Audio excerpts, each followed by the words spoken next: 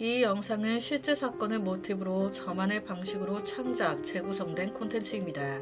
등장하는 모든 인물과 자료는 직접 제작하고 구성했습니다. 세상 참 좁다 라는 말이 있습니다.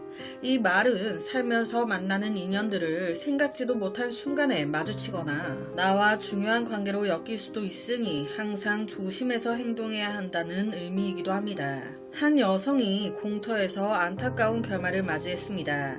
그녀에게 고백했다가 거절당한 동급생, 늘 그녀를 질투했던 절친, 이용만 당했다고 느낀 회사원, 그리고 항상 반복된 일상을 하던 그녀의 주변 인물들까지. 오늘 여러분은 누굴 지목하게 되실까요? 끝까지 시청해 주시기 바랍니다.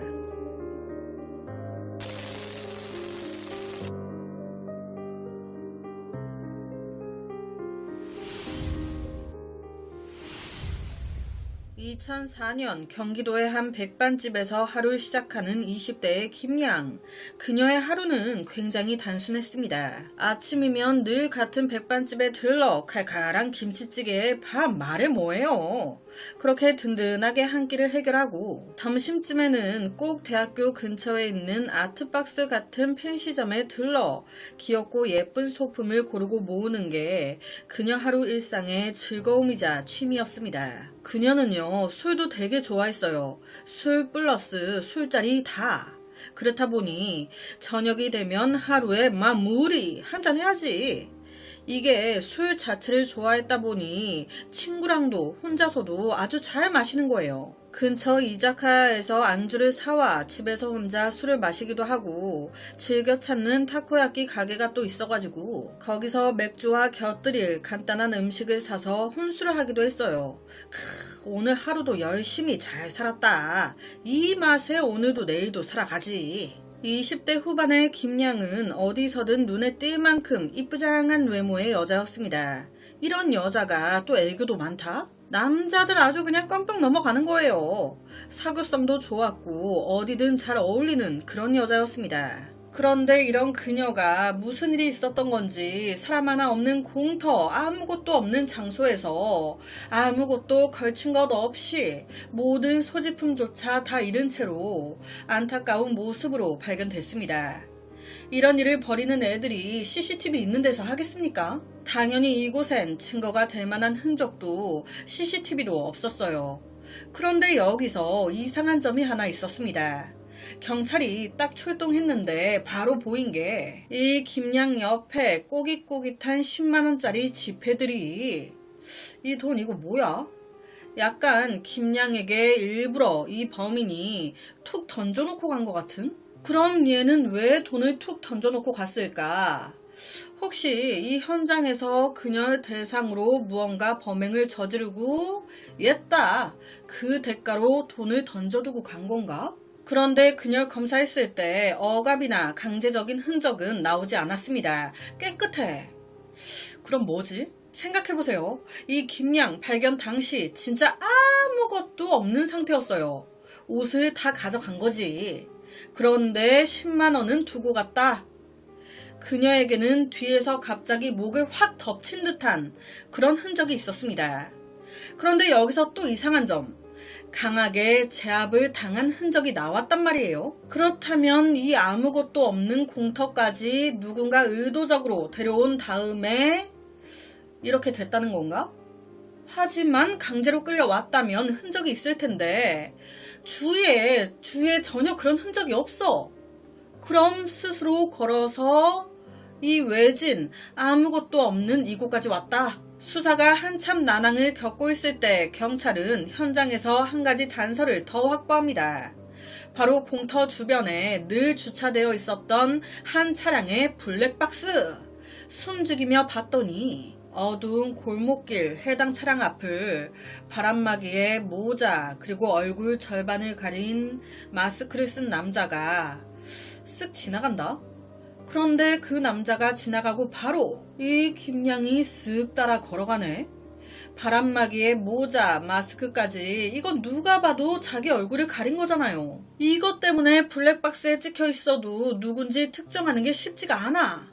거기다 화질까지 그닥 좋지도 않고 그저 이 영상으로 알 수 있는 건 이때 김양 전혀 이 남자를 경계하지도 무서워하지도 않고 오히려 무언가 짧은 대화를 나눈 뒤 망설임 없이 그의 뒤를 따라 걸어갔다는 거예요. 억지로 남자가 데려갔다는 느낌도 위협받는 분위기도 없었습니다. 아는 사람인가봐 이런 외진 곳까지 서스름 없이 따라 나설 정도로 오랜 기간 안 친한 사람인가봐. 평소에 알고 지내던 지인일 확률 99.9%다 이거지. 그렇게 수사 방향이 자연스럽게 좁혀졌습니다. 김양의 지인들 플러스 아침마다 들리던 단골 백반집 사장, 펜시점 주인, 그리고 술자리를 함께하던 몇몇 친구들까지. 겉으론 모두들 아무렇지도 않은 듯 보이지만 그중 누군가는 분명 그녀의 생활 패턴을 누구보다 잘 알고 있었을 거예요. 왜? 김양의 하루 패턴이 늘 똑같았으니까. 늘 같은 시간에 같은 길을 오갔으니까. 즉 누군가 마음만 먹으면 그녀의 동선 알아내는 거 껌이었을 거거든. 그날 공터로 향했던 건 역시 어쩌면 이미 누군가가 짜놓은 시나리오대로 움직이고 있었던 거일지도. 김양은 얼굴이 되게 이뻤어요. 그걸 자기도 알아. 당연히 오만 남자들의 관심, 선물 공세 장난 아니었죠. 전화번호를 어떤 남자가 물어봐요. 안 줄 거야. 하지만 그 물어봤을 때 거절하는 재미를 아는 거예요. 나 아직 살아있구나. 살아있네. 남자들이 자신에게 호감 표시하는 그 맛을 즐기는 거죠. 이런 걸 친구들한테도 과시를 많이 했었고요. 그렇다 보니 혹시 그녀에게 까인 남자라든지 아니면 여자의 질투 아주 무섭다고 하죠. 매번 이런 걸 자랑하는 김양이 꼴보기 싫었던 친구가? 그런데 블랙박스 속 그녀와 함께 있었던 사람 남자였는데 설마 누군가의 부탁에 의한 계획일 수도? 그녀의 인간관계를 조사하면서 자연스럽게 몇 명의 용의자가 올라옵니다. 우선 첫 번째 용의자 김양과 같은 대학 동급생이었던 이씨. 얘도 김양한테 푹 빠져가지고 헤어나오지 못하네. 그런데 이 남자는 좀 다른 게 이 김양이 싫다고 해도 계속 집착하듯이 습관성으로 고백을 막 해대는 거예요. 이런 상황에 김양 어떻겠습니까? 점점 짜증이 났겠죠. 그래서 이걸 친구들한테 털어놓은 거예요. 야, 이씨 걔는 벨도 없나봐. 싫다고 해도 계속 고백해. 아우 질려버려 아주 그냥. 그런데 이 말을 이씨가 들어버렸네. 그래서 친구와 같이 있는 김양한테 바로 달려와서 엄청나게 화를 내면서 뭐라 하고 갔었다고. 혹시 이렇게 하고 갔는데도 울분이 막 안 삭혀져서 그녀를 유인 이렇게 만든 거 아니야? 바로 너 경찰서로 와라. 당연히 이 씨는 억울하다 주장했습니다. 그럼 그 증거는? 자기는 사건 추정 시간 집에 있었다는 거예요. 집에? 가족들 다 봤다. 그 외 다른 증거는? 와, 집으로 가는 길목 CCTV에 다 찍혀있어. 이렇게 이 남자 용의선상에서 벗어납니다. 두 번째 용의선상에 오른 사람은 그녀의 친구였어요. 그냥 보기엔 절친이라 불릴 만큼 김양과 친했는데 하지만 속은 열등감 덩어리야. 김양이 얼굴이 이뻤다 보니 어딜 가든 김양 위주고 어딜 가든 사람들이 김양만 쳐다보고 술자리에서 대화의 중심 또한 김양이고 이렇게 되다 보니 같이 다니면서 점점 시기 질투만 늘어나는 거예요. 그녀 스스로는 김양의 인기를 질투하면서도 동시에 친구라는 이유로 늘 비교당해야 하는 존재로 살고 있었습니다. 김양 입장에서는 항상 이 친구가 모든 걸 다 받아주니 이 친구한테 이런저런 얘기 막 했었죠. 나 오늘도 번호 따일 뻔했다? 넌 그런 적 없어? 약간 이런 식으로 김양은 아무 생각 없이 말하는 건데 이 친구는 열받고 이런 열등감이 쌓이고 쌓이다 사람 써가지고 이렇게 한 거 아니야? 하지만 이 또한 확인 결과 그녀 그날 당일 다른 친구 여러 명과 술자리를 가지고 있었다는 게 확인됐습니다.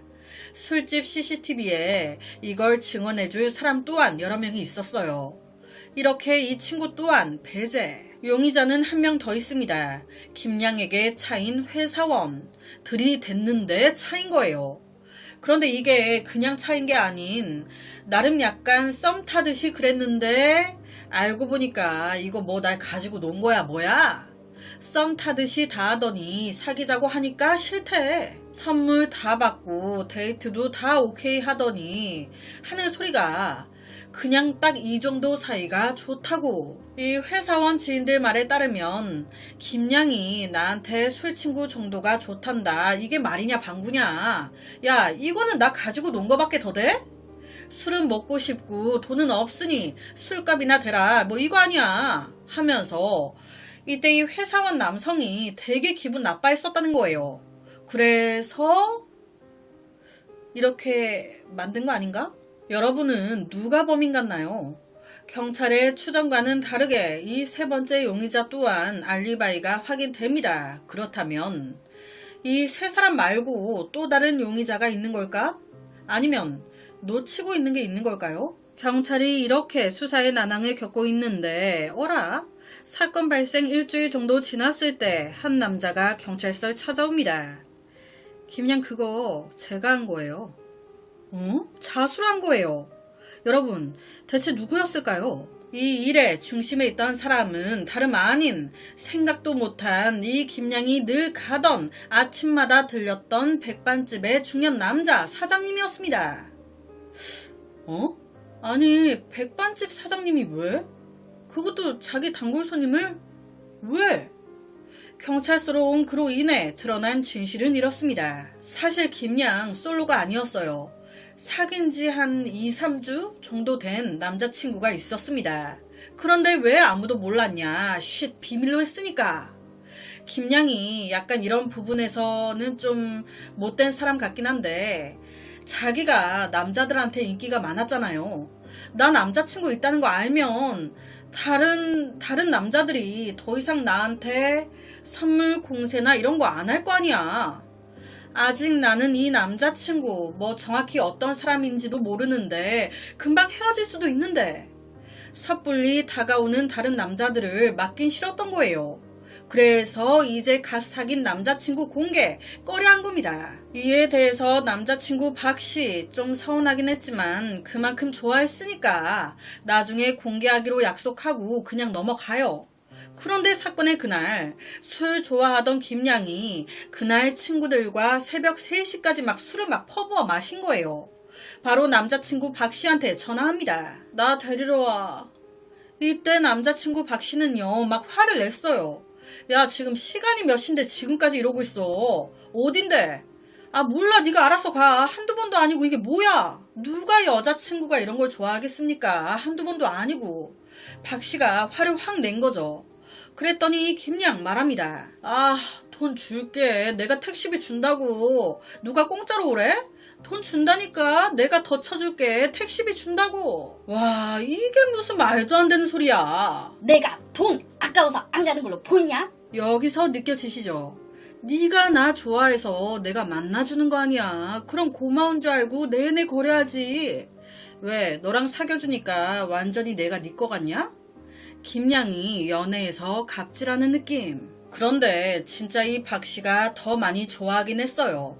결론은 자존심이 진짜 상하지만 돈 때문이 아닌 싸워봤자 좋을 게 없다고 판단. 말을 또 왜 그렇게 하냐 라고 하면서 여자친구 걱정돼 착한 마음으로 데리러 간 겁니다. 이 내용들은 문자와 진술로 확인이 된 거예요.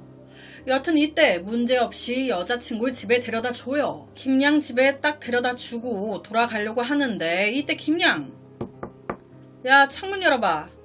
찍 보조석 창문을 열었더니 이 여자가 술에 취해가지고 갑자기 한다는 행동이 자 여기 택시비 10만원을 창문으로 던지고 들어가 버리네. 와 순간 이게 뭔가 내가 이딴 취급 받으면서 계속 사귀어야 돼? 싶었겠죠. 사실 이런 김양의 무시는 한두 번이 아니었습니다. 그래도 다 참았어요. 왜? 이쁘니까. 왜? 사랑하니까. 하지만 속상한 건 어쩔 수 없죠. 보나마나 다음날 술 깨면 또 미안하다 하겠지. 바로 차를 돌려 집으로 향하는데 이때 속이었겠습니까? 돌아가는 길이 새벽이라 피곤하기도 했고 여자친구의 행동에 너무 화가 나고 멘탈이 깨진 거예요. 그 차 안에서 혼자 와 그냥 헤어질까? 지가 잘나면 뭐 얼마나 잘났다고 나한테 이래. 나도 한번 똑같이 세게 나가봐? 와 진짜 더러워서 못 해먹겠네 하면서 혼자 울었다가 화냈다가 그러다 잠깐 한눈판 사이 꽝! 가드레일을 들이받은 거예요. 그 사고로 박씨 현장에서 안타깝게 세상을 떠났습니다. 혼자 가드레일을 들이받은 거였어요. 단순 사고로 종결이 났습니다. 그 후에 우연히 이 남자친구 박씨의 아버지가 차량 폐차시키고 뭐 한다고 하다가 이 사고 차량의 블랙박스를 보게 된 거예요. 차 파손이 심해 블랙박스가 온전하진 않았어요. 영상이나 이런 게 보이진 않아. 그런데 음성은 들린다? 거기서 알게 된 겁니다. 내 아들에게 여자친구가 있었고 그 여자친구가 그날 야 얘다 10만원 창문으로 던졌잖아요. 그게 차량 옆쪽이니까 그녀가 찍히진 않았어요. 그런데 음성이 들어가 있어. 거기다 돌아오는 차 안에서 우리 아들이 막 울면서 힘들어해.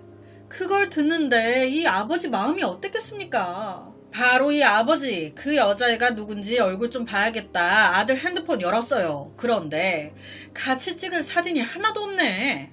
전화 내용이나 문자 내용을 봤더니 문자 내용이 와, 내 아들이 무슨 종이야?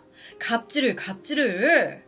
다행히도 내 사랑이라고 전화번호가 하나 저장돼 있네. 하지만 이때가 2004년 카톡이나 이런 것들이 없을 때였어요. 그래서 번호만으로는 프로필 설정 이런 게 없어. 얼굴을 알 수가 없는 거예요. 그저 알 수 있는 건 마지막 통화가 여자친구였다는 것. 바로 이 아버지가 화가 나서 그 번호로 다시 전화했는데 그 번호가 누구 번호? 김양 번호였던 거예요.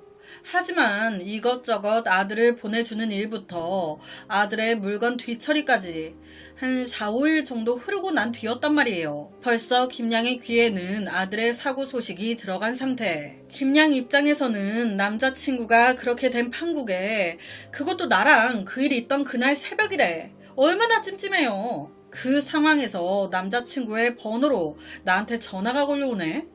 너무 불편하잖아요. 그러니까 그냥 돌린 거예요. 그랬더니 이번엔 남자친구의 아버지라고. 너무 불편해. 그래서 또 안 받았어.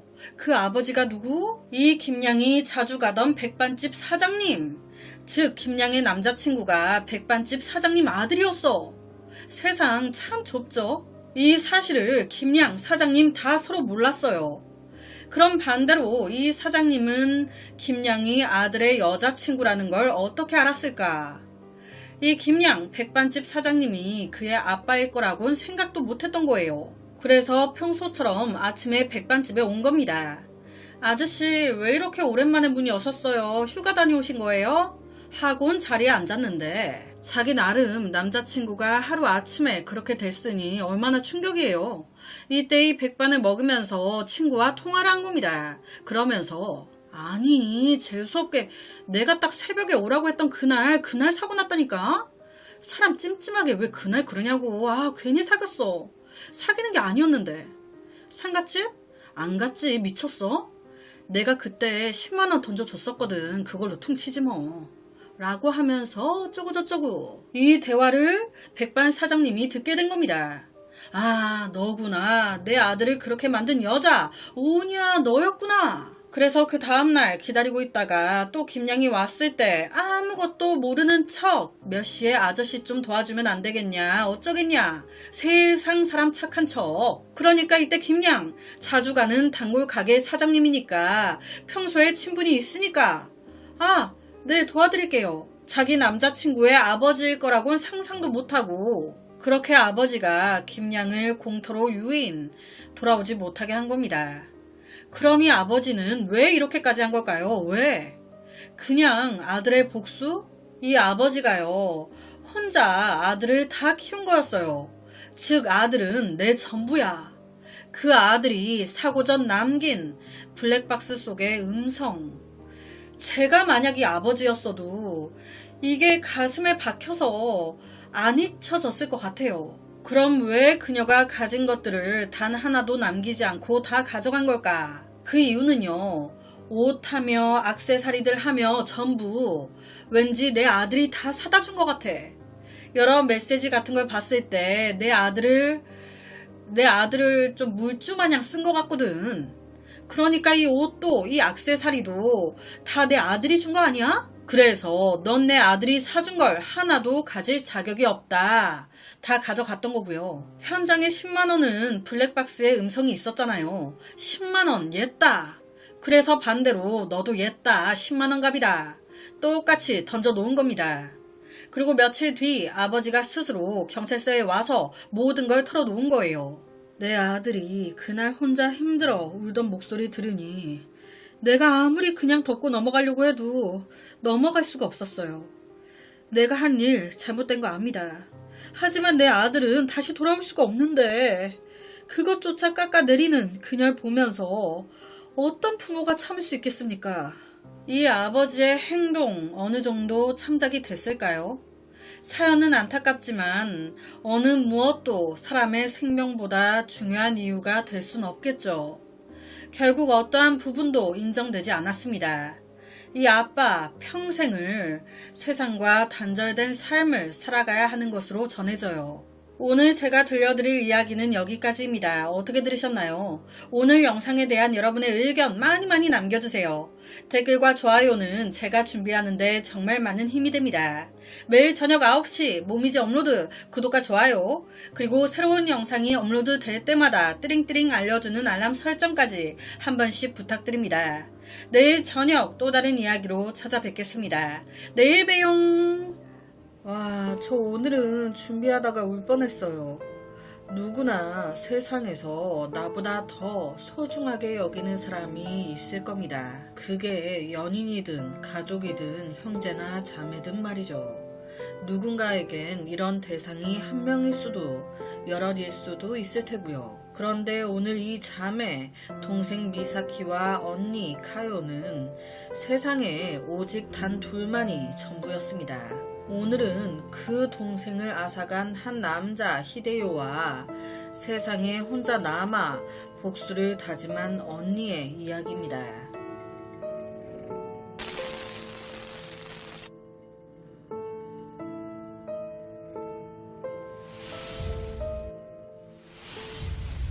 늦은 저녁 도쿄의 한 바에 문이 열리면서 몸집이 크고 양쪽 팔에 그림이 한가득 그려진 심상치 않은 남자가 들어옵니다. 그 남자는 이 지역에서 이름만 대도 사람들의 표정이 싹 굳는 악명 높은 검은 조직의 인물 히데요. 히데요가 딱 들어오자마자 바텐더였던 여성 미사키는 어서오세요. 겉으론 아무렇지도 않은 척 웃으며 반겼지만 여러분, 우리가 가게 하는데 거기에 막 이런 사람이 왔다고 생각해보세요. 마냥 웃음이 나오진 않죠. 하지만 돈 벌어야지, 이래야지. 술 뭐로 드릴까요? 위스키 스트레이트. 이에 미사키가 이것저것 준비해주면서 혼자 오셨나봐요. 위스키 이것도 되게 맛있는데 언제 한번 꼭 드셔보세요. 등등. 이래야 되니까 손님인 히데요에게 가볍게 대화를 걸기 시작하는데 처음엔 문제가 없었어요. 하하호호 잘 대화하다가 갑자기 무슨 말에 기분이 상한 건지 히데요 눈빛이 완전히 돌변하더니 이런 삐삐삐 말괄량이 삐삐 같은 게 갑자기 대화 중에 술병을 그대로 미사키 쪽으로. 그런데 문제는 이 병이 벽에 꽝 부딪혀 산산조각이 나면서 그 파편 하나가 완전 미사키의 목으로 확 그 자리에서 그녀 소리 한번 지르지 못하고 쓰러졌습니다. 곧바로 병원으로 옮겨졌지만 결국 그녀 끝내 의식을 회복하지 못했어요. 그런데 정말 이상하죠? 몇 달 후 이 히데요 또한 침대에서 샤워하고 나온 상태 그대로 숨진 채 발견됩니다. 사실 히데요 혼자 있었던 게 아니었어요. 곁에 한 여성이 함께 움직임이 없는 상태로 발견됐고 히데요의 입술에서 묘한 흔적이 하나 검출됐는데 이게 여성의 입술에서 발견된 립스틱 성분과 일치해. 이 둘 연인 사이였나? 처음에는 그냥 이 악명 높은 히데요가 둘만 있는 장소에서 강제로 대먹지 못한 행동을 하려고 하니까 이걸 거절. 그러면서 큰 마찰이 생겼고 그 과정에서 이런 상황까지 간 거 아닐까라고 추정을 했었대요. 그런데 조사 결과 밝혀진 이 여성의 정체는 모두를 놀라게 했고 눈시울을 붉힐 수밖에 없었습니다. 이 여성, 바로 히데요의 술병에 안타까운 결말을 맞았던 바텐더 미사키의 언니였습니다. 도대체 이게 어떻게 된 걸까요? 왜 미사키의 언니가 샤워를 끝낸 히데요와 함께 있었던 걸까? 왜 그 원수의 입술에 그녀의 흔적이 남아 있었던 걸까? 이걸 설명하기 위해서는 다시 히데요와 미사키가 만났던 바로 돌아가 봐야겠습니다. 사실 미사키는요, 부모님이 안 계셨어요. 어릴 때 모두 돌아가셨어. 그녀의 하나밖에 없는 혈육은 엄마이자 언니였던 카요뿐. 이 언니 또한 동생뿐이었습니다. 아주 어릴 때부터 서로만을 의지하며 지낸 엄청 끈끈한 사이였다는데 이런 동생을 갑자기 잃게 됐으니 이 언니 속이 어땠겠어요. 급속도로 우울해지기 시작했죠. 그러다 이 언니가 동생 장례식 전 동생 유품 정리한다고 일 끝나고 저녁에 동생이 일하던 바에 왔다가 우연히 뻔뻔하게 다시 그 바에 와 술 마시고 있었던 그 녀석 히데요가 다른 직원과 막 웃으면서 얘기하는 대화를 듣게 된 거예요. 처음에는 히데요라는 사람이 이 사람인지도 몰랐어. 이 대화를 듣고 알게 된 거예요. 히데요가 다른 바텐더한테 야, 걔는 지금 내 앞에서 또 그러지? 또 그냥 훅 가는 거야. 감히 내 기분을 상하게 했으면 야, 이건 당연한 결과 아니냐? 와, 이 말을 막 웃으면서 하네. 이때 히데요 전혀 죄반성도 없고 미사키에 대한 조금의 미안함도 없는 거예요. 뭐? 오히려 그럴만했어? 당연한 결과라고? 뭐 이렇게 뻔뻔해? 어느 언니가 이 얘기 듣고 가만히 있겠습니까? 그냥 바로 달려가서 콱 그냥 이렇게 해버리고 싶지. 이때 이 언니 또한 그랬어요. 내 동생이 어떤 동생인데 이렇게 영영 못 보게 된 것도 서러워 죽겠는데 이런 상황에서도 너한테 이딴 취급을 받아야 돼? 최소한의 미안함도 없잖아. 솔직히 바로 그냥 달려들고 싶었어요. 그런데 앞서 언급했듯이 인상하며 이 덩치가 괜히 내가 달려들었다간 내가 되려 당할 게 보여. 이 남자는 욱해서 덤비면 안 돼. 철저히 하나하나 계획하에 움직여야지. 동생의 복수를 마음 먹은 겁니다. 자, 여기서 한 가지 의문점이 드실 수 있어요. 어쨌든 히데요가 미사키를 그렇게 만든 건 맞잖아요. 경찰 조사도 들어가고 어찌됐든 벌도 받고 했을 거 아니야. 그런데 지금까지 들어보시면 히데요 너무 뻔뻔하죠. 마치 아무 죗값도 받지 않은 사람처럼.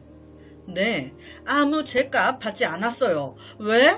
엄청난 영향력을 가진 조직의 구성원이었으니까. 빽이 있거든. 제가 전에 소중히 옆에 이야기를 다룬 적이 있는데 이때 역시 진짜 별의 별 말 같지도 않은 이유로 난리도 아니었어요.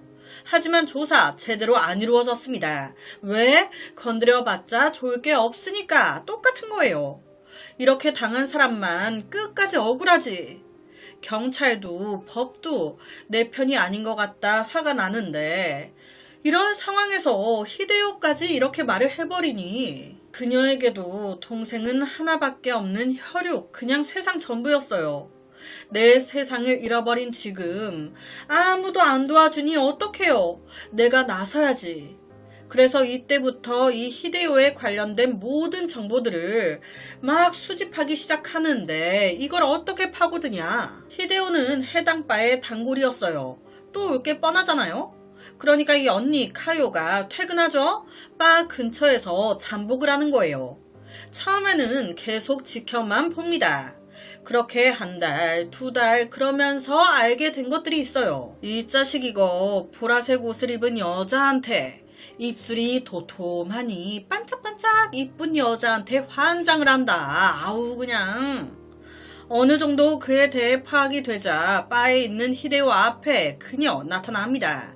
어떤 모습으로? 보랏빛의 옷을 입고 입술은 바른 듯 안 바른 듯 반짝반짝. 좋아하는 향수 등 모든 것을 히데요의 취향에 맞춘 채로. 이때도 처음엔 그냥 눈에만 띄어요. 말 안 걸어. 이 카요 굉장한 미인이었어요. 동생은 풋풋한 매력이라면 카요는 그냥 진짜 대놓고 이뻐. 그러니까 히데요 넘어갔겠죠. 그러다 이 둘 나갈까? 여기까지 이어진 거예요. 아무것도 모르고 신나가지고 히데요 먼저 씻어. 같이 씻을까? 이때 카요는요. 아니에요. 먼저 씻어요. 그렇게 히데요가 씻으러 들어갔습니다.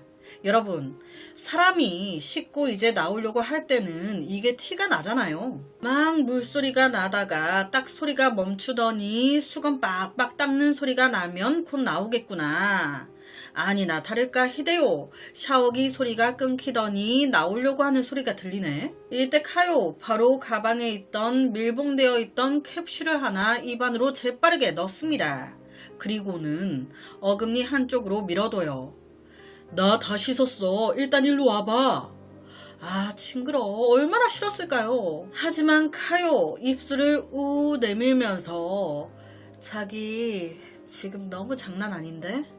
그러니까 어떤 남자가 이 사랑스러운 모습을 거부하겠습니까? 그 입맞춤이 한이 서린 독이 품어져 있다는 것도 모르고 아 좋아 막 하다가 그냥 그대로 최후를 맞이한 거예요. 그런데 히데요 옆에 카요도 있었어요. 도대체 카요는 대체 왜 같이 그런 걸까요? 감식 결과 이 둘의 혈액에서 같은 독성의 물질이 검출됐습니다. 그녀의 치아 사이에서 젤 캡슐 파편이 발견됐고 그녀의 핸드폰에 이제 곧 너무 그리운 너무 보고 싶은 내 동생을 드디어 만날 수 있어. 이런 짧은 메시지가 남아 있었어요. 이런 것들을 토대로 추정된 숨겨진 이야기는 이렇습니다. 사실 이 카요의 직업이요 약사였어요. 약사, 평범해 보이지만 그 누구보다 위험한 것에 쉽게 접근할 수 있는 직업이기도 하죠. 조사 결과 밝혀진 건 그녀가 그날 직전 극소량으로도 치명적인 물질을 손에 넣은 거예요. 그걸 투명한 젤 캡슐 알약 안에 넣어서 딱 깨물어 터트리면 순식간에 독이 퍼져 나오도록 만들어 놨던 겁니다. 자, 여기서 이런 생각이 들죠. 그럼 그 알약을 자기 입안에 넣고 있다가 입에 맞닿는 순간 터트렸어요. 왜 이렇게 한 걸까요? 그럼 자기도 위험을 피할 수 없을 텐데 그 이유는 제가 앞서 여러 번 언급을 했습니다. 그녀에게 동생은요 세상 그 자체였어요. 내가 이렇게 열심히 사는 이유?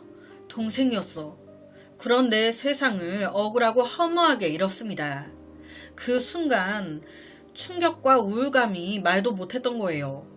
이 세상에 내 가족 하나, 내 편 하나 없어.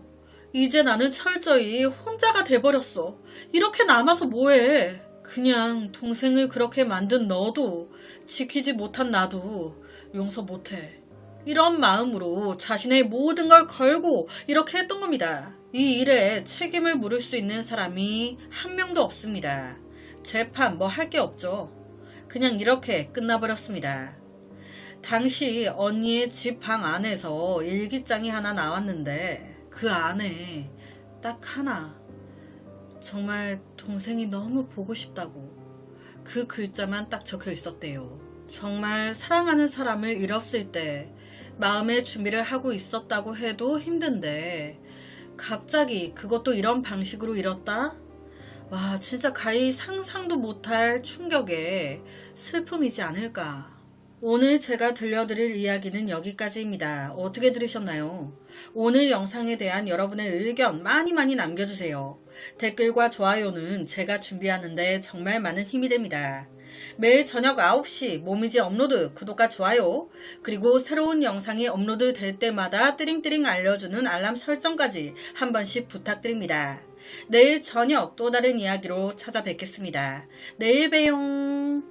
익숙함이라는 것은 참 편합니다. 머리 아플 일도 없고 그저 하던 일을 반복해 나가면 큰 문제를 일으키지 않기 때문이죠. 그런데 때로는 이 익숙함이 굉장히 위험할 수도 있다는 사실 알고 계시나요? 오늘 이야기 겉으로 보이는 모습만으로 내린 판단과 익숙함이 어떤 위험을 불러오는지 보여드리겠습니다. 끝까지 지켜봐 주세요. 여러분이 절대 예상하지 못한 결말과 진실이 밝혀집니다.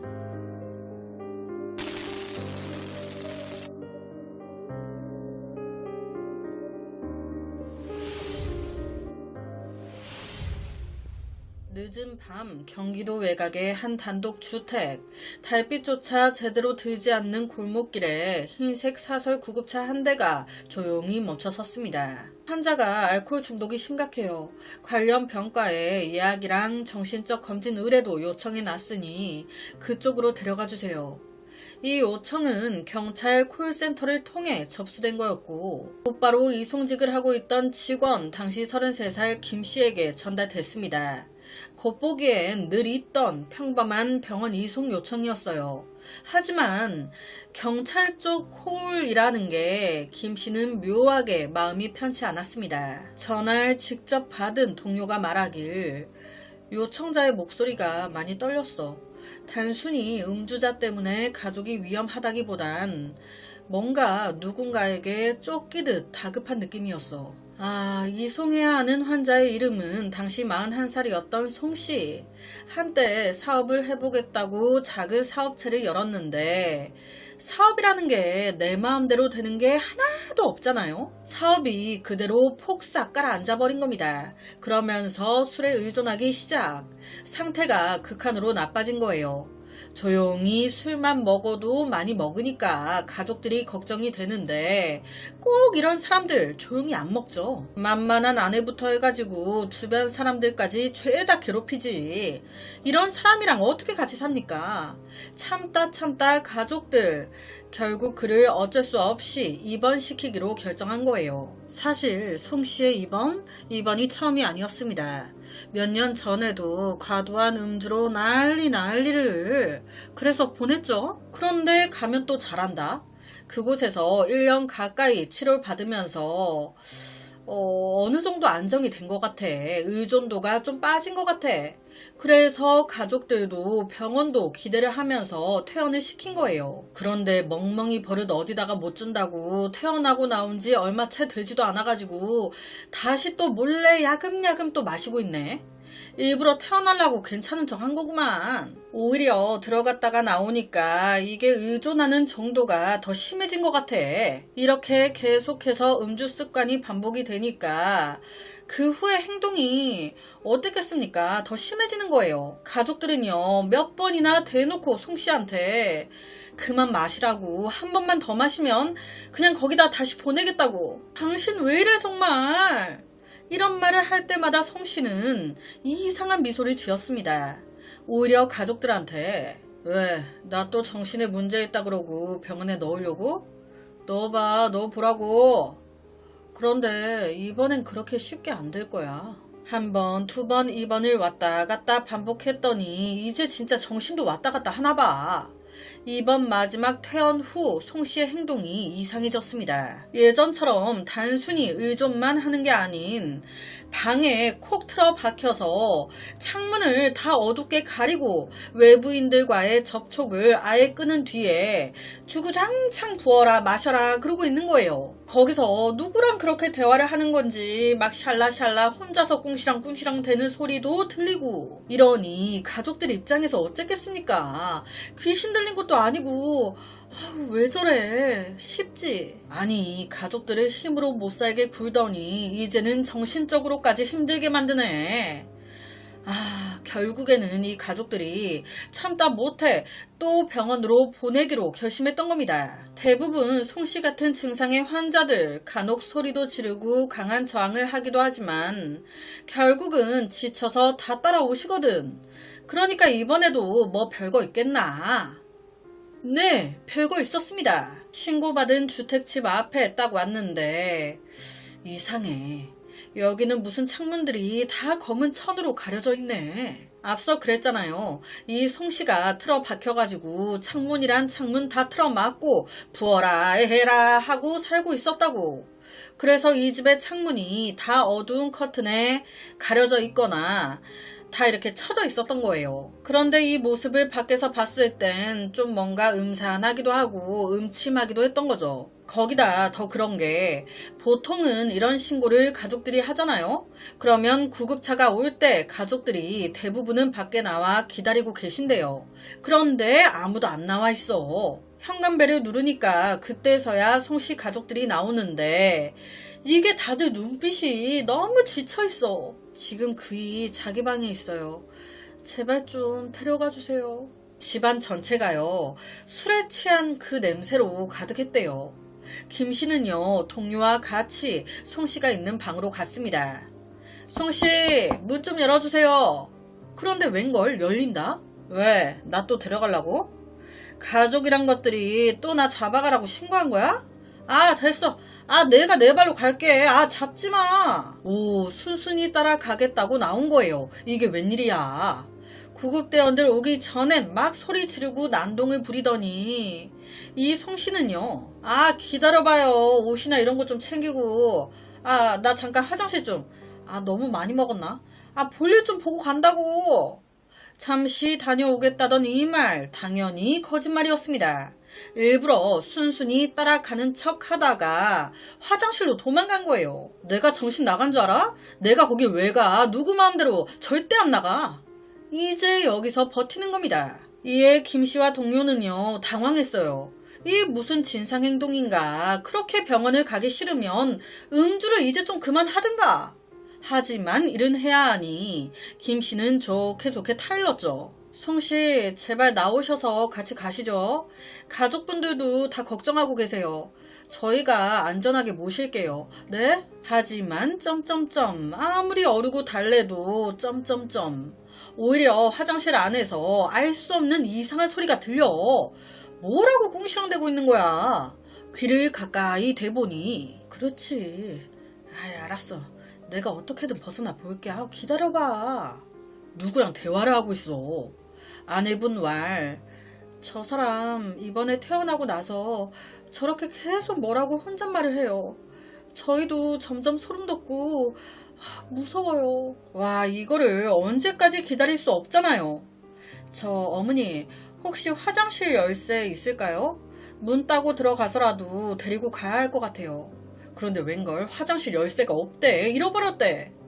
이거 뭐 열쇠 수리공을 불러가지고 문을 뜯어버려야 되나. 아우, 긴장감 속에 짜증이 점점 나는데 그 순간 딸깍, 갑자기 잠긴 줄 알았던 문이 천천히 열리더니 어두컴컴한 화장실 안에서 송씨가 쓱 나옵니다. 그리고 무언가가 김씨의 시야를 스쳤습니다. 반사적으로 바로 뒤로 물러섰지만 이미 늦었어. 이미 송씨의 손에는 화장실에 들어가기 전 주방에서 몰래 챙겨 들어간 날카로운 도구가, 애초부터 화장실 다녀온다고 갈 때 부엌 들려서 그걸 챙겨 들어갔던 거예요. 처음부터 병원에 갈 생각이 없었어. 어떻게든 화장실 안에서 버티려고 했는데 밖에서 막 이거 문을 뜯어야 되나 열쇠 없나 하니까 쫄리기 시작한 송씨가 에라이 모르겠다 이렇게 된 거예요. 모든 건 순식간이었습니다. 김씨 바로 뒤로 쓰러졌어요. 이에 현장에 있던 다른 가족들의 동료들까지 다 놀래가지고 형님! 순식간에 아수라장이 됐습니다. 가족들은 소리를 지르면서 뒷걸음질 쳤고 이 모습에 더 흥분하기 시작한 송씨. 눈빛이 벌써 정상적이지 않았어요. 만세를 부르기도 하고 막 이상 행동과 헛소리를 막 해대기 시작하면서 정신을 더 놓아버린 모습이었습니다. 이런 상황에 놀란 동료와 가족들이 바로 경찰에 신고, 이 모습에 송씨는 다시 화장실로 도망치듯 들어가 문을 잠가버립니다. 그러니까 경찰이 도착했을 때 또 똑같아요. 또 화장실 안에서 또 소름 돋게 혼자서 막 대화를 하고 있는 거예요. 거긴 안 가. 절대 안 가. 나 아니야. 내가 아니라고. 내가 한 거 아니야.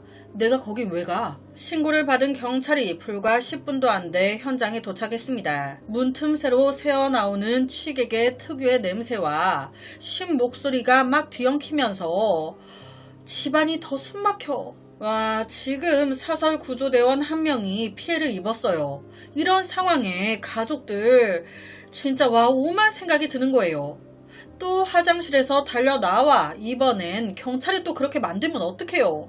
그러니까 가족들이 경찰한테 제발 저 사람 좀 어떻게 해주세요. 이번엔 진짜 저 사람 무슨 짓을 할지 몰라요. 진짜 조심하세요. 얼마 지나지 않아 경찰이 마지막으로 경고합니다. 지금 나오지 않으면 부수고 진입합니다. 송씨. 이 순간 화장실 안쪽에서 아악 하는 짐승의 소리 같은 게 막 터져 나오더니 이 송씨가 문을 막 쾅쾅 쳐대고 또 이상행동을. 이거는 뭐 얼른 나 좀 끌고 가달라 이거죠. 더 이상 시간을 끌 수 없다. 경찰은 어쩔 수 없이 화장실 문을 거의 뜯어 부수고 들어가요. 들어가자마자 막 송씨 들고 있던 걸 막 또 휘두르기 시작하는데 안 먹히죠. 네가 이럴 줄 알고 우리가 만반의 준비를 하고 들어왔거든. 바로 경찰들이 동시에 달라들어가지고 송씨의 팔의 움직임을 봉쇄합니다. 가만히 있으란 말이야. 가만히 있어. 가만히 있어. 가만히 있어. 그리고 동시에 김씨 바로 병원으로 옮겨집니다. 하지만 끝내 생을 마감하고 말아요. 이게 무슨 일입니까? 그 이후 송씨는 곧바로 경찰 조사를 받게 됐습니다. 단순히 음주에 의한 난동 정도로 치부하기엔 그의 행동과 말투 그리고 기묘한 혼잣말까지 뭔가 석연치 않은 부분이 너무 많았던 거예요. 이에 수사관들은 그의 과거 전력을 샅샅이 들여다보기 시작했습니다. 봤더니 약 4년 전 송씨 사업해보겠다고 하다가 이리저리 실패하고 그때부터 음주 습관을 과도할 정도로 보이기 시작. 이에 가족들이 안 되겠으니까 처음으로 의존도 치료를 위해 고양시의 한 전문 병원에 보낸 거예요. 경찰이 현장에 도착했을 당시 그는 아시다시피 조사를 받을 수 있는 상태가 아니었어요. 그래서 조사를 하기 전 경찰은 예전부터 송씨가 치료를 받던 병원, 앞서 언급했던 그의 기록이 남아있는 고양시의 그 병원에 먼저 보냅니다. 상태가 호전돼야 뭘 더 이어갈 수 있었기 때문에 정상적인 절차였어요. 다만 한 가지가 추가됐습니다. 담당 조사관이 의사한테 당시 행동이 조금 이상했습니다. 정상적인 감정과 체내의 성분 분석이 필요합니다. 검사 결과 나오면 알려주세요. 이 검사 결과지가 오늘의 판도를 아예 바꿔버립니다. 검사지에 적힌 결과가 알코올 성분에 의한 망상, 환각 증상 아닐 가능성 매우 높음, 다른 타 성분에 의한 인위적 증상으로 보임. 와, 이게 무슨 일이에요? 기억하시나요? 이런 증상이 나타났던 건 마지막 퇴원 후였다는 거. 이를 확인한 경찰 바로 송씨를 봐왔던 의사 만나러 갑니다. 아니 이 병원에 예전부터 여러 차례 입원한 걸로 확인되는데 처음부터 이런 알 수 없는 타 성분이 이렇게 섞여 있었습니까? 이때 의사와 첫 번째, 두 번째, 세 번째 검사할 때까지만 해도 그런 성분 없었다는 거예요. 그럼 그 이후로는? 이게 이제 익숙한 사람이 계속 왔다 갔다 하니까 아, 또 오셨어요? 어떻게 이번에도 같은 증상? 검사해 봅시다. 이걸 들은 가족들 매번 하던 검사니 그냥 패스 넘겨달라, 생략해달라. 심신적으로나 체력적으로나 지치고 검사 결과 들어봤자 항상 같은 거고 다시 병원 왔다 갔다 올 시간도 없다. 그래서 세 번째 입원 이후로는 기본 검사 부분이 생략이 된 겁니다. 그냥 정기적인 치료만 나아질 때까지 반복했을 뿐. 이게 힌트가 됐습니다. 그 뒤로 송씨에게 발견된 이 의문의 성분을 확인하기 위한 수사가 계속됐고 문제의 성분이 포함된 약이나 처방전을 받아간 인물과 CCTV까지 확보 성공. 가족들을 만나 이 검사지 플러스 조사 결과를 보여줍니다. 송씨 몸에서 이런 성분이 나왔어요. 다들 알고 계셨어요? 당연히 가족들 모두 몰랐다고. 거짓말하지마. 넌 알고 있었잖아. 아내분 얼마 전에 고용량의 항우울제를 처방받으셨던데 남편 몸에서도 이 성분이 나왔어요. 진짜 아무것도 아는 거 없어요? 네? 저 잘 모르겠는데. 경찰은 바로 이 아내가 처방받은 처방전과 CCTV에 버젓이 찍힌 모습을 딱! 이거 뭐 얼마나 버티겠습니까?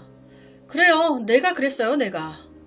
이 이야기의 전말은 이렇습니다. 사실 이 송씨 사업을 몇 번 실패하긴 했지만 기본적으로 자산이 많았어요. 지금 집이나 남은 재산만 해도 10억가량. 엄청난 자산가는 아니었지만 그래도 남부럽지 않은 정도랄까요? 당시 30대 초반이었던 송씨에게 다가온 그녀가 바로 20대 미모의 아내. 행복했고 아이도 가졌고 아이가 커가자 시작하게 된 게 사업이었습니다. 그런데 좋은 의미로 시작한 사업이 한 번, 두 번 무너지고 엎어지면서 남은 재산과 상관없이 사람이 그냥 무너져 내린 거예요. 그러다 보니 실제로 음주가 늘었고 참 한두 번은 진심으로 걱정이 된 아내가 병원에 보낸 게 맞아요. 그러니까 당연히 당시에 검사 결과도 알코올 성분 이외에 크게 발견된 게 없었고 정상적으로 치료까지 진행이 됐던 거죠. 그런데 이게 계속 반복이 되니까 사람이 되게 안 좋게 변해가니까 어떻겠어요.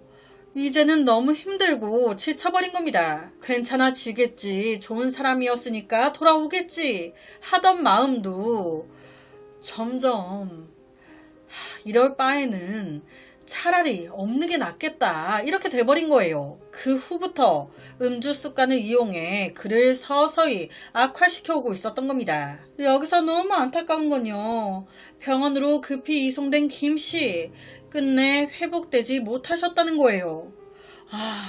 보호자 동의가 없는 치료 행위는 응급시가 아니면 어렵다고 합니다.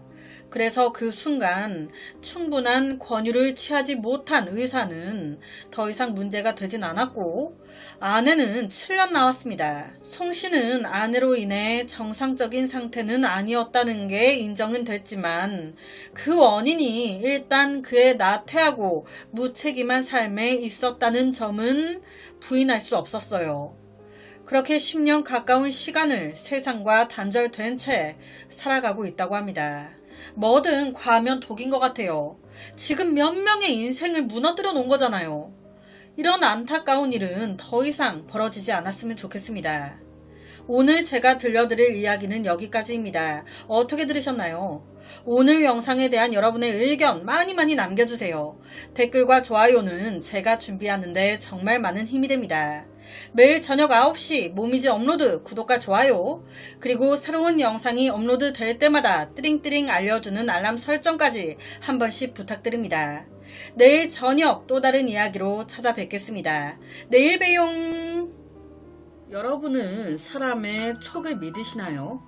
누가 봐도 한 곳을 가리키고 있는 일들에 나는 아닌 것 같은데 라고 느낄 때가 있죠. 하지만 결과가 밝혀지고 나니 그게 정답이었고 나의 촉이 맞았던 순간이 생깁니다. 오늘의 이야기, 한 형사의 촉이 모든 것을 해결하는 실마리가 됐습니다. 과연 무슨 일이 벌어졌던 걸까요?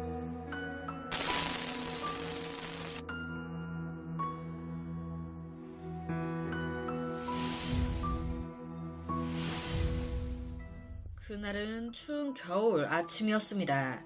전주의 한 소방서에서 근무하고 있었던 김씨는 오전부터 너무 피곤해 벌써 세 번째 커피를 마시고 있었어요. 그런데 이때 긴급 호출이 떨어집니다. 땡땡 아파트 3층의 한 가정에서 큰 사고가 발생했다고. 4명의 가족 중 3사람은 이미 움직임이 없고 한 사람은 위태로운 상태라고. 이런 소식 달갑지 않죠. 아유, 출동합시다. 이 문제의 3층 현관문을 딱 열자마자 아우 이게 무슨 냄새야? 코를 찌르는 쾌쾌한 냄새가. 마스크를 착용하고 조심스럽게 집 안으로 들어가는데 가장 먼저 눈에 띈 건 거실 한가운데 의식 잃은 막내 아들이었어요. 다행히도 숨은 간신히 붙어 있었습니다. 작은 방 안에 옷장 위에서 아직 타고 있는 연탄 화덕이 발견됐습니다. 그리고 그 옆에 그의 부모님, 아빠는 침대에, 엄마는 바닥에 쓰러져 있었어요. 그들은 안타깝게도 손쓰기에는 너무 늦은 상태. 첫째 아들 장남은 큰방 침실에서 발견됐습니다. 엎드린 채 머리는 창문 쪽을 향해 있었어요.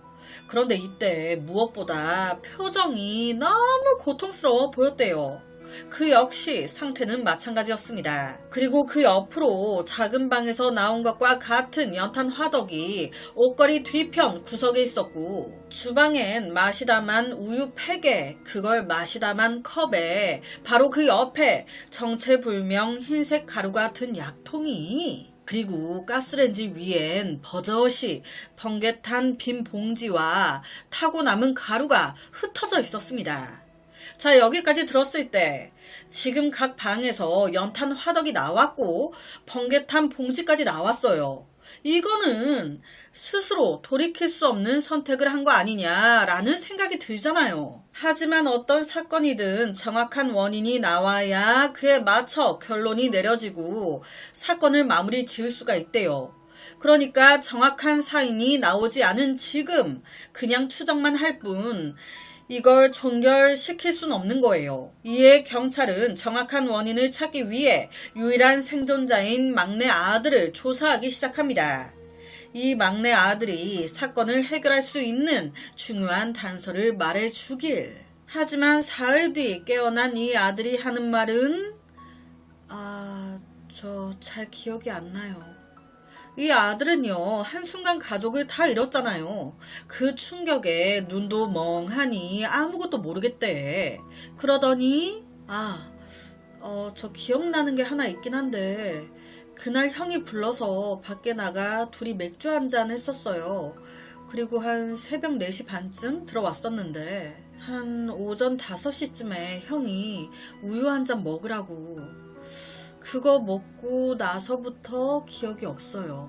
진짜 별거 아닌 증언처럼 보이지만 아니요. 형이 주는 우유를 마셨다. 이건 수사의 방향을 완전히 틀어놨습니다. 큰아들이 우유를 줬고 그 후 기억이 없다. 찜찜함에 경찰 바로 이 큰아들의 차를 확인하는데 웬 큰아들 차 뒷좌석에 귤박스 하나가. 그런데 그 안에 연탄과 번개탄이. 뒷좌석 아래엔 연탄 집게에 뜨거운 화덕을 안에 넣고 옮겼는지 안쪽 여기저기가 막 타고 녹은 검은 가방도 나옵니다. 이것뿐만이 아니에요. 이 첫째 아들의 핸드폰을 조사해 봤더니 당일 아침 6시 30분경 자기 친구 몇 명한테 문자를 보냈었네. 나 이제 간다. 몸 건강히 잘 지내. 그리고 자기 여자친구한테도 갑자기 사랑해. 앞으로 행복하게 잘 살아야 돼.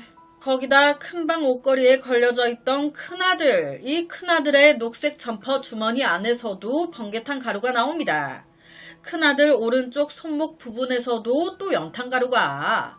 이런 정황들로 보아 큰아들이 이 사건과 깊이 연관돼 있을 가능성 꽤 높아 보이지 않습니까? 만약 첫째 아들이 본인과 가족들을 이렇게까지 위험에 빠뜨리려고 했다면 왜 이런 선택을 한 걸까요?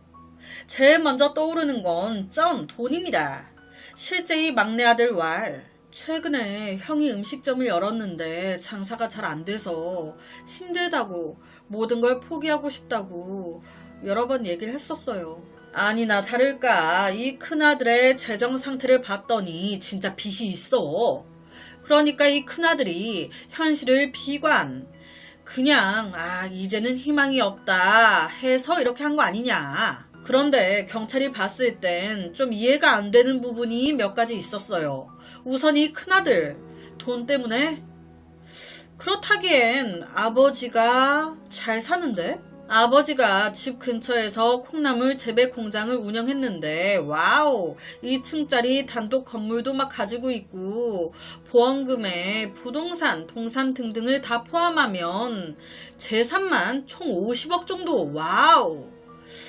그렇게 버티기 어려울 만큼 힘들었으면 아버지가 도와줬겠죠. 그리고 이 큰아들의 사업 또한 나름 잘 됐다는데? 빚이 있었지만 우선 장사가 잘 되고 있었으니까 그게 그냥 다 포기하고 싶을 만큼 그랬을까? 거기다 여자친구가 있었어요. 친구들 왈 여자친구와 결혼 준비로 엄청 들떠 있었다는데 갑자기 뭔가 느낌이 이 큰아들은 아닌 것 같은데. 그런데 이 작은아들 형이 의심스럽다는 듯이 얘기했어요. 누구보다 집안 사정을 잘 알고 있었을 건데. 그렇다 보니 경찰은 약간 이 동생이 또 이상한 거예요. 너무 많은 정황과 증거가 이상하리만큼 큰아들을, 심증은 막내 아들을 지목하고 있는 상황. 결국 정확한 증거 확인이 필요했습니다. 기막힌 타이밍, 이때 딱 감식 보고서가 나옵니다. 그런데 이 보고서 내용이 좀 이상해. 우선 이 부모님 일산화탄소 중독으로 숨을 거뒀을 시 나타나는 증상이 다 보였어요. 음식물 소화가 덜 된 것으로 봐선 식사를 마친 후 오래되지 않아 숨을 거둔 것으로 보인다. 하지만 큰아들은 조금 달랐습니다. 감식 당시 상태와 변화 정도로 판단해 볼 때 부모가 큰아들보다 적어도 몇 시간 전에는 끝을 맞은 걸로 보인다. 부모님이 큰아들보다 먼저 숨을 거둔 거야. 그렇다면 부모님이 연탄을 피웠을 가능성은 낮다는 거죠. 즉 수사선상에는 큰아들과 작은아들 단 두 사람만 남게 됩니다. 경찰 짬밥 무시 못하죠. 뭔가 이상함에 경찰은 바로 유일하게 살아남은 동생, 막내 아들의 진료 기록을 다시 한번 살펴봤습니다. 이 막내 아들의 당시 증상은요, 다른 가족들과는 확연히 달랐어요. 다른 가족들은 단시간에 그 정도로 심각한 상태까지 이르렀는데 이상하게도 이 막내 아들은 회복 속도가 뭐 이렇게 빨라? 가스를 많이 들이마신 환자에게서 보이는 후유증도 전혀 없었습니다. 어라? 바로 다음날 경찰은요, 장례식 상주로 있던 이 막내 아들한테 확인해야 될 게 있어서 그러니 그 발인 마치는 대로 본인 차량 좀 경찰서로 가지고 오세요. 그렇게 며칠 뒤 막내 아들이 자기 차를 가지고 오는데 어라? 차가 굉장히 깨끗하네요. 세차한 지 얼마 안 됐나 봐. 아, 네, 제가 좀 깔끔한 성격이어서요.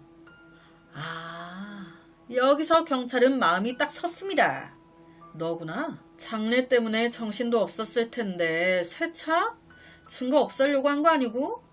여튼 바로 이 막내 아들의 차량 조사에 들어갑니다.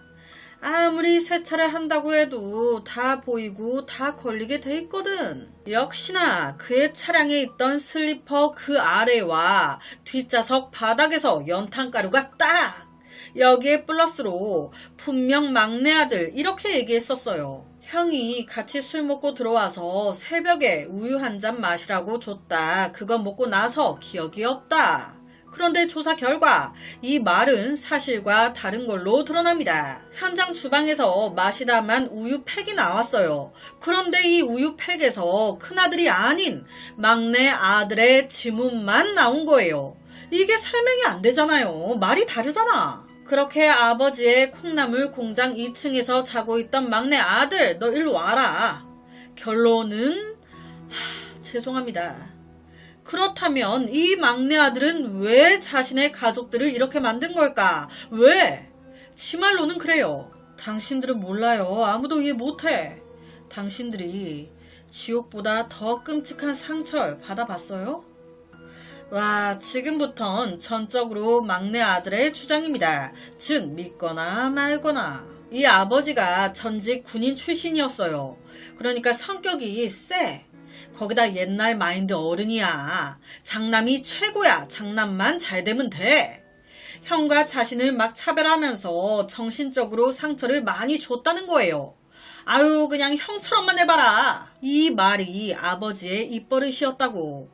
이런 말을 들었을 때 막내 아들 무슨 생각이 들었겠습니까? 철저히 난 이 가족에게 버림받았구나. 난 환영받지 못한 존재구나. 라고 생각이 됐겠죠. 넌 어찌 하는 일마다 아유 그냥 형 밥만 좀 따라가 봐라. 아유 그냥 내가 저걸 왜 낳아가지고. 그러면서 자연스럽게 형한테도 적개심? 질투 같은 게 생기고 그래서 그는 이 일을 무려 한 달 전부터 계획, 모든 준비물을 하나씩 사들였습니다. 친구 명의로 3차례에 걸쳐 수면제도 처방받아놓고 여기서 경악스러운 게 나름 예행 연습까지 했다는 거예요. 실패하면 안 돼. 계획대로 정확하게 마무리돼야 돼. 증거 조작과 은폐, 연기도 모두 그럴싸했습니다. 형 차에서 귤 상자가 발견, 그 안에서 연탄과 번개탄 봉지, 검은 가방 등 여러 물건이 막 나왔었잖아요. 이걸 여기 옮긴 사람 바로 막내 아들이었습니다. 형의 초록색 점퍼와 바지, 운동화까지 다 챙겨 입고 나가서 연탄을 묻히는 식으로 증거를 조작하기까지 했어요. 위태로웠던 것처럼 119에 신고를 하고 상주가 돼 자신이 그렇게 보내버린 부모님의 3일장을 치르면서 조문객들을 맞이한 것 또한 그였습니다. 이게 제정신으로 가능한 일입니까? 그런데 여기서 더 충격적인 게 뭔지 아세요? 이 막내 아들, 이 일이 있기 전 이미 여러 번 시도를 했었다는 겁니다. 그런데 계획이 무산됐고 하늘이 기회를 줬는데 결국 정신 못 차리고 이런 상황까지 가버린 거죠. 동기에 대해서는 자기는 차별 때문이었다라고 얘기하지만 앞서 언급했듯이 이 아버지가 재산이 많았어요. 이거 노리고 그런 거 아니냐라는 말도 있었거든요. 10억 원 상당의 부동산에 보험금까지 총 다 하면 50억 이상. 하지만 경찰이 조사했을 때 보통 돈을 노린 거라면 계획 전이나 후에 보험금을 조회한다든지 보험사에 전화를 해본다든지 재산을 확인한다든지 등등 이런 행동을 하게 되는데 이 막내 아들 전혀 그런 게 없었던 거예요.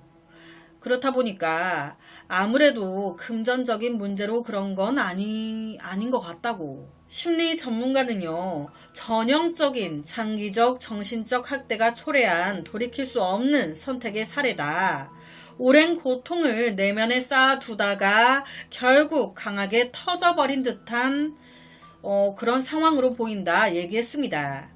얼마 후 이 막내 아들의 첫 재판이 열렸습니다. 결과는 죄질 극히 나쁘며 사회로부터 영구적으로 분리되는 것이 마땅하다.